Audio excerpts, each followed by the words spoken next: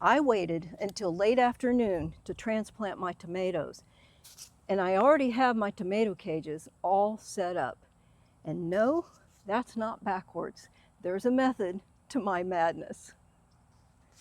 All I have needs, I have not provided.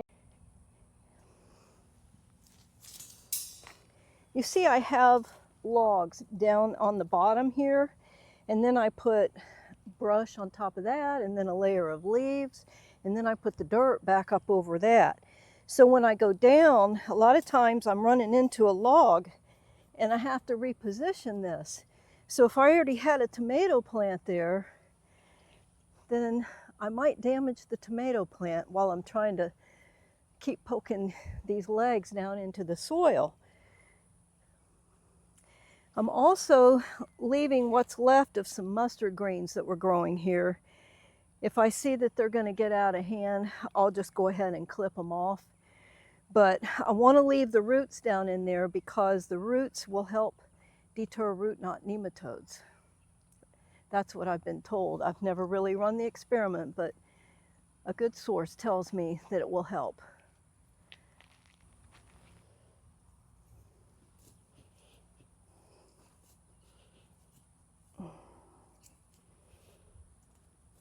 Okay, so that took 3 tries to find a place where I could go all the way down through.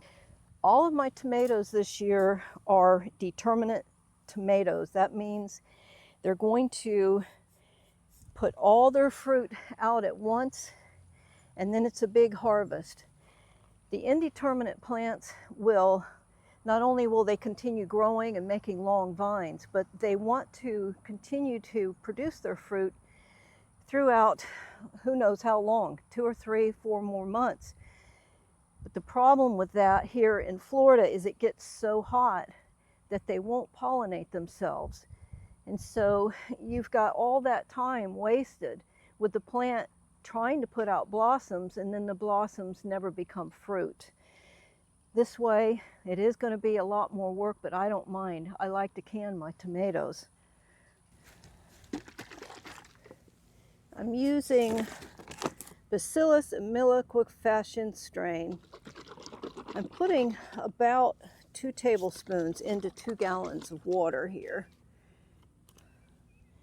And I think a capful is probably about a tablespoon. This is a biofungicide. It just gives the plant a little boost. And this is for the amino acids. You really don't need a lot. A teaspoon per gallon for seedlings and young plants. So let's get this open.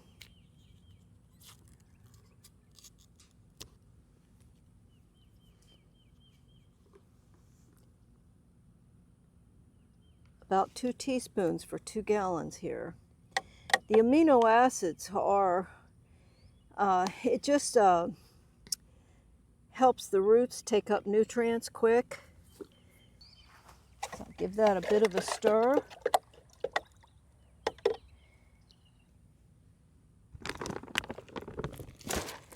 So now each hole that I plant the tomatoes into will get a light sprinkle with this amended water. And then the triple phosphate is to help it with blooms. So phosphate is for any kind of flower or fruiting plant. First and foremost, I've got to mark this row with my marker.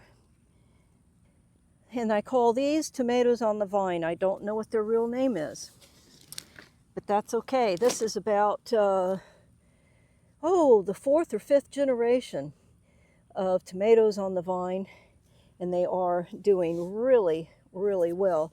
They make a tomato about that big, and they're perfect for either slicing or canning. So you see here, I have 3 holes dug. I don't have to go real deep. Honestly, if I did go real deep, I would run into the leaves that are underneath this topsoil, and I don't want to do that.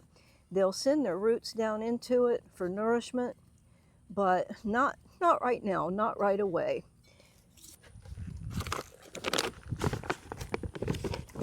So let me get that little weed out of there. Each little hole is going to get about a tablespoon of triple superphosphate. Phosphate is really good for any vegetables that have flowers or fruit. And then I'm going to water a little bit, just dampen the hole with the amended water.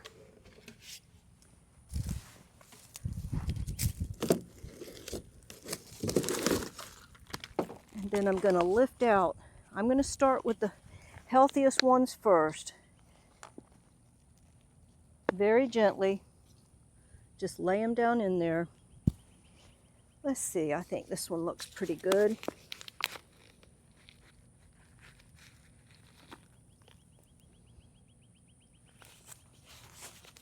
Now you may have heard that it's good to lay these all down on their side.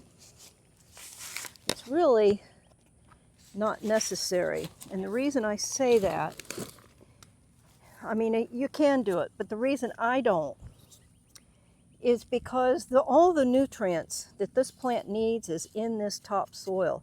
I don't want it searching around way down deep where the logs and the leaves are. I want it right up here in the soil that's already been amended previously with sulfur and some other amendments that I did. Can't think right offhand what that is. It's real important to test your soil. Don't just, copy me. Get your soil tested and see what your soil needs. It needs a good pH balance. For tomatoes, somewhere around 6.5 would be ideal. If I can get mine down to 6.8, I would be very happy. I've seen my soil as high as 7.4. And you know what? The tomatoes don't do well when it's that high. So I've put a little bit of the superphosphate down in here. I've stirred it up. Give it a little water with the amended water. And now I'll grab a tomato plant. I'm having to dig way down in there because I don't want to disturb the roots any more than I have to. The reason I wait until late afternoon to plant these plants, it's because the sun is shining very brightly, and I just didn't want the plants to have to sit through a scorching day. This way, they've got the late afternoon sun, and they've got all night, and then in this case, tomorrow it's overcast.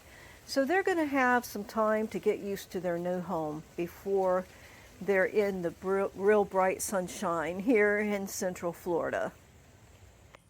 And you see here, I've left a lot of these little mustard plants in here. They're not going to grow much more anyway, but if I see that they're interfering with tomatoes, I'll just come and clip them off. I want to leave the roots down in there because I've got that root knot nematode problem, and this will help deter that. So if you can see on the camera, I don't know if you're going to see all of this. By the time this is done, these tomato plants are actually separated pretty well. There's about 12 inches between them all. It's not like they're all being planted right here in the center. I'm just going to be using this cage to kind of weave them in and out as they grow up the cage.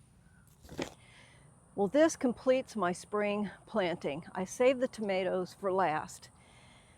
I have several different kinds of tomatoes planted in here, and I planted them real intensely here on this side and not as much on this side. So come on in closer and I'm going to show you the different varieties, and I'll tell you why I planted some closer together than I did the others. So I have two long rows here. Each row is about 20 feet long. In this row, from here till about halfway is tomatoes on the vine. And you see here, I've got them marked with my marker here. Not only do I mark them with my marker, but I keep a real good record of what's going on throughout my whole garden. And if you're interested in having a garden journal where you can track what's going on in your garden, be sure to check out my Etsy shop. This next one was not Mortgage Lifter. That, by the way, did not work for me. This one is Compara. So I've got Compara in pencil down here. So I have 2 cages of Compara. Those are small, kind of a large cherry tomato. And the rest down here are a determinate Roma plant. And those 2 should not be getting very big. On this row, I did not plant them as intensely because they're all beefsteak tomatoes. And those plants typically get pretty big pretty quick. So most of them got a cage to themselves. Some of them are sharing. These first few are Floridade. And then after that is Homestead. Both of those are developed for Florida. They do great throughout the southeastern states. They do well with the heat. And boy, they are delicious. I'm going to be turning on the overhead sprinklers for the whole garden, but I'm watering them in anyway just to be sure that all that loose soil is now packed down around the roots, and they'll start enjoying all that fresh new nutrients that they've got. Great is thy faithfulness, Lord, unto me.